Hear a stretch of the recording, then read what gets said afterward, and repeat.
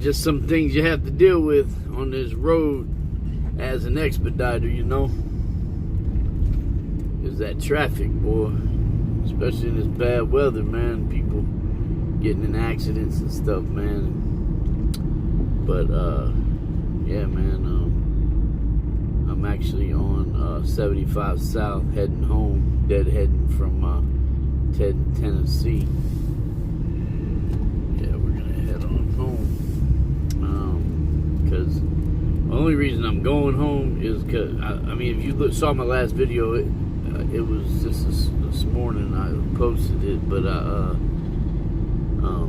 the only reason I'm going there is because there's no vans in our company in Atlanta, and all the surrounding areas have like 2 or 3 vans. So to me, my best option is, you know, to go to Atlanta and hopefully get a load.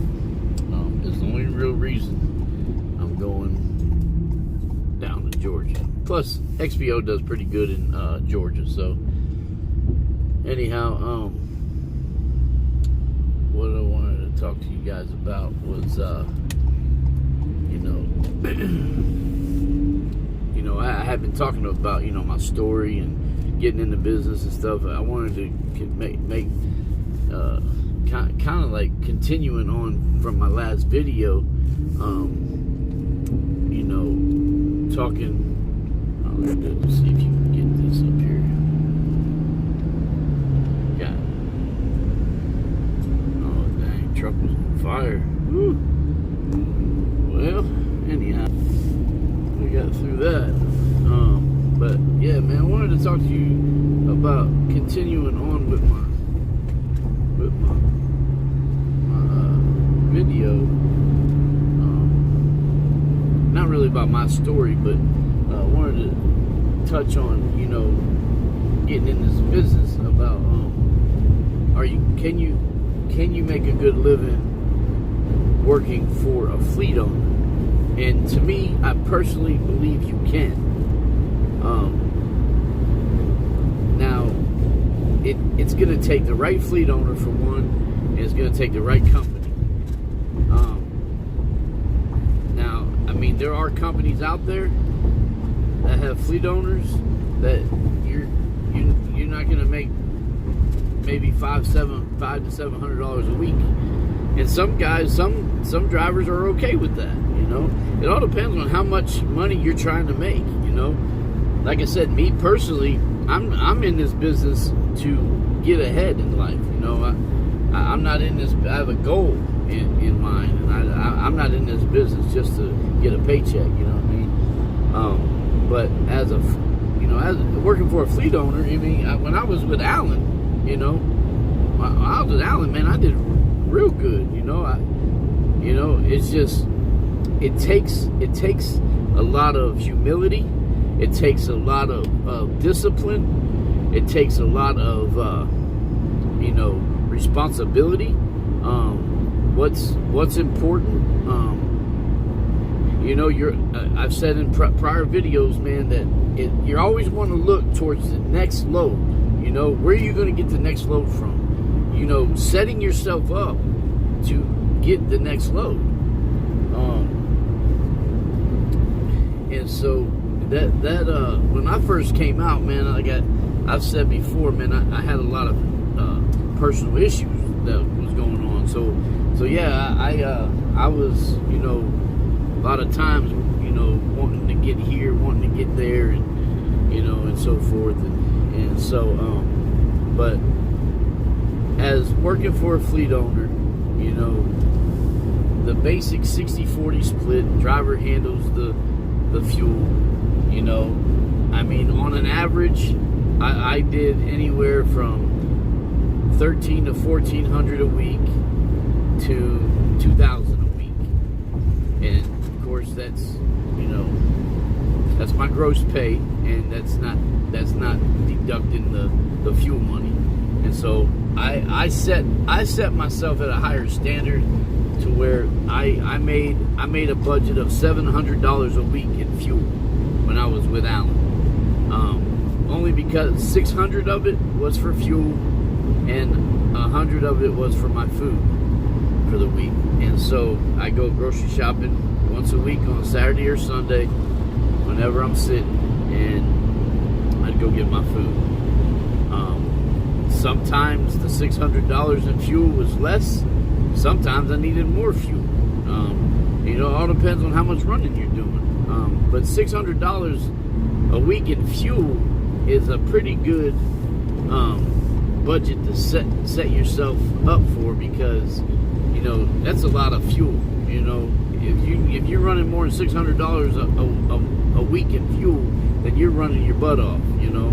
And so of course you want to have a pocket to where you put away and save, and so forth. But $600 a week is what I set myself up for. Like I said, there's been a couple times I needed more than that, and a lot of times, like for instance, like if you set yourself up for $600 a week in fuel, and say you only cover $350 in fuel that week, you take that extra $250 and you put it up for the following week in case you needed more than $600. So that's the things I tried to do.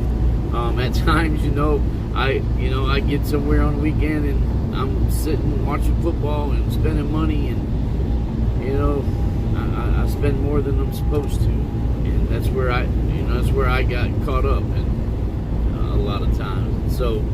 But as working for a fleet owner, I truly believe that you can make the money out here.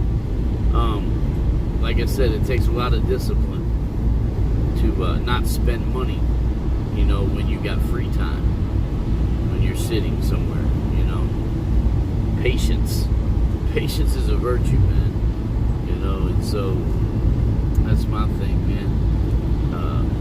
There's some people,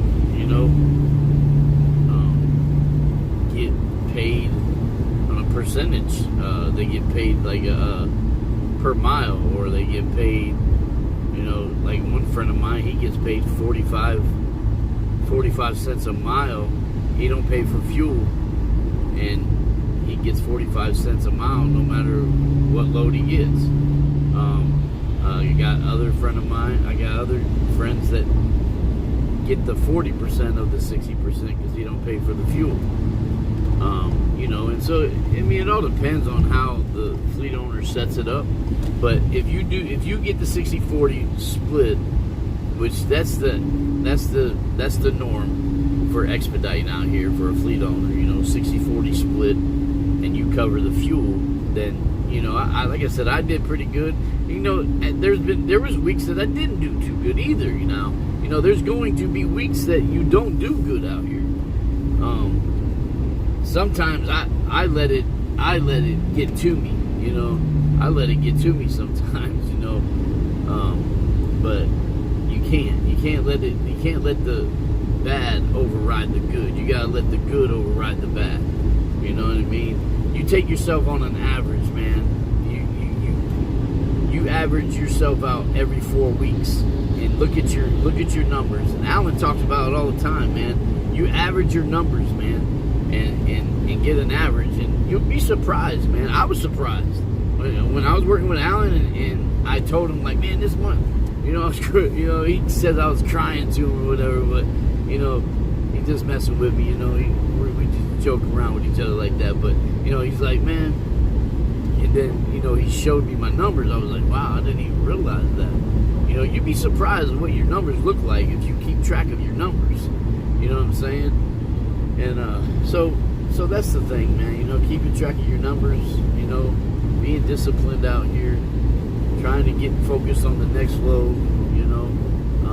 But as working for a fleet owner, yeah, you can't make as much as you would as an owner operator, of course. That's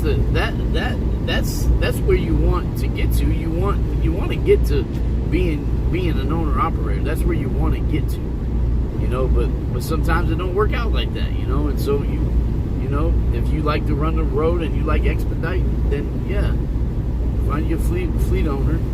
But like I said, it matters what company you go with. Like I said, Barrett Direct Line, they don't take on fleet owners no more. So, but that's if you get a van, you become an owner operator. I encourage you to call Barrett Direct Line, because they're a great company to keep you rolling. XPO, they're fleet owners. They do, like, I'm doing okay out here. I mean, like, I just started 4 weeks ago, so I mean, I really don't, on an average, I'm doing okay. It's not what I want or what I expected, but it's I believe in it. I believe things are gonna get a little better. We are going into the holiday months, and so things might get kind of rough, but it is what it is, man. And so, yes, being a driving for a fleet owner, I truly believe you can make the money out here. So that's my take on that subject. So, but I'm just coming up into Atlanta, man, and I'm in service, and I'm not taking myself out of service or not, just because I'm home. Another thing, one thing I learned when I was at Barrett, and I didn't know this: when you're in service, stay with your van. You knew drivers coming out here. I guess it's basic common sense, but I didn't realize it. But one time, I was with Barrett, and I came home. It was a Sunday, and never thought I'd get a load, and so I left the house. My van is at the house, and we went out for lunch and stuff, and they called me for a load. I was 40 minutes away from my van. Well, if you're staying in service, if you call yourself in service, you have to be with your van or close to your van. I'd say 10 to 15 minutes in proximity to your van. I didn't know that. I didn't know that if you're in service, you got to be near your van. So I don't know. Just a little pointer, man. It's something that I've learned out here. I'm learning stuff out here every day in this business, man. And so, yeah, man, I'm gonna jump off here and continue, driving down towards the house. I like to surprise my girl.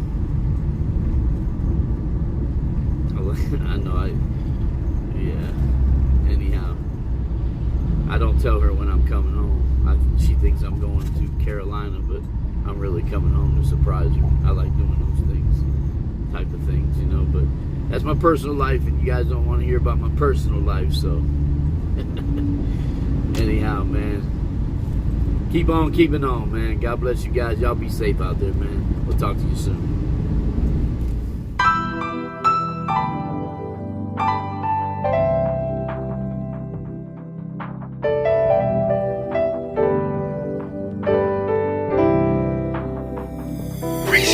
So much pain in my soul, it's so hard to let go.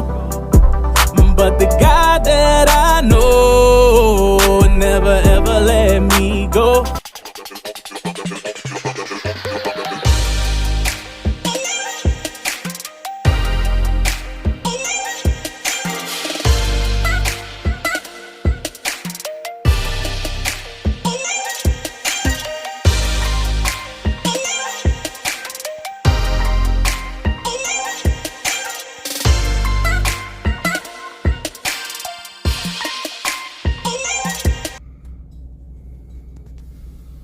Hey, good morning, guys. How you doing? It's Friday morning, just about 8 o'clock Eastern. I'm here on a pickup in Atlanta, Georgia. You see, I was going through Atlanta, and then I got this pickup. They called me for a pickup. I did get to spend the night at the house, but I'm picking up, and this don't delivers up in Detroit, Michigan on Monday morning. So probably gonna stay another night at the house and head up and stop in Cincinnati and visit some of my kids this weekend. And then probably after football Sunday, go ahead and head on up to Michigan, get set up to deliver on Monday morning. But talking about, you know, if you can make money working for a fleet owner, and I truly, like I said, I truly believe you can. It's that, like I said, you're gonna have to find, for one, the right fleet owner, okay? Because all these fleet owners that's out here, they're not all of them are for you, you know. And the same vice versa, you know. All these drivers ain't for fleet owners, you know. It's like, you know, when the fleet owners that I've been part of, I try to make it as like, we're in this together, man. We're doing this as a team, you know. It ain't like I work for Todd Church now, and it ain't like, you know, he's my boss. I mean, he kind of is, you know what I mean, but we don't, that's not kind of relationship we have. We have a relationship like, we're in this together, man, you know. He ain't making money unless I'm making money, and you know what I'm saying. So in the same way I was with the other fleet owners I was with. But that's one most important thing, that you find the right fleet owner, and also you find the right company to go with. Because when I first started, I went with the company I went with. It wasn't, you know, I didn't make no money working for a fleet owner, you know, and so I had to go and find the right company to work for. And but you know, it all matters on you, you know. I know there's times, you know, you'll have to deliver to certain places, and you'll might sit for a day or two. Sometimes you might have to move away from where you're at and go get in a good area. But it all depends on you, you know. Are you accepting any run they're throwing at your way? For the most part, that's what I do. I don't ever tell, even times past, I never really told any dispatcher no, that I don't want that run. And you know, whether it's a shorty or a long haul, it's like yesterday when I was coming up into Atlanta, and they called me, and they're like, you know, you can take this. And the reason why they say that is because yesterday, I mean, they called me yesterday to pick up today, and our pay period ends on Saturday, and it won't be delivered till Monday. So I won't, this actual load is going to be on next week's pay. And so that's why they said, you can take it, or, you know, we understand if you don't want it. And I'm not going to say no to, you know, a 700 and some mile load, you know. Like, you would never hear me say no to a 700 mile load. And so I think there's only one time that I said no, and that was when I was with Barrett, and I had driven like 3 days in a row with like a total of like 5 or 6 hours of sleep within 3 days, and I was just totally exhausted. And they when I delivered, I drove all night and I delivered, and they wanted me to, it was a shorty, like 200 or 300 miles, and I was just absolutely drained. I couldn't go no more. And so I was like, nah, I gotta get some sleep. But that's the only other time, man, that I've said no. But that's what I mean. It all matters on you, man. You know, are you a hustler out here? Are you wanting to get ahead and do things good for you and your, you know, family, or whatever you're out here for, you know, trying to get ahead in life, whatever the case may be, man. You know, whatever you're out here for, you know. If you're out here just to get a paycheck, then yeah, I mean, go work for Bolt or Panther, you know. Their drivers, I mean, I don't know. I just know what people tell me, and I've worked for Bolt, and I know what they do. And so, you know, you're not gonna make no more than $700-800 a week after your expenses with Bolt. I don't know Panther. I just know Panther from what people tell me. XPO is pretty good, and I've been doing okay. Last couple weeks. My first week or two, I had, like I said, I had a lot of, not a lot, but I had some personal issues I had to deal with. But I'm about to get loaded here, man. So let me get that taken care of.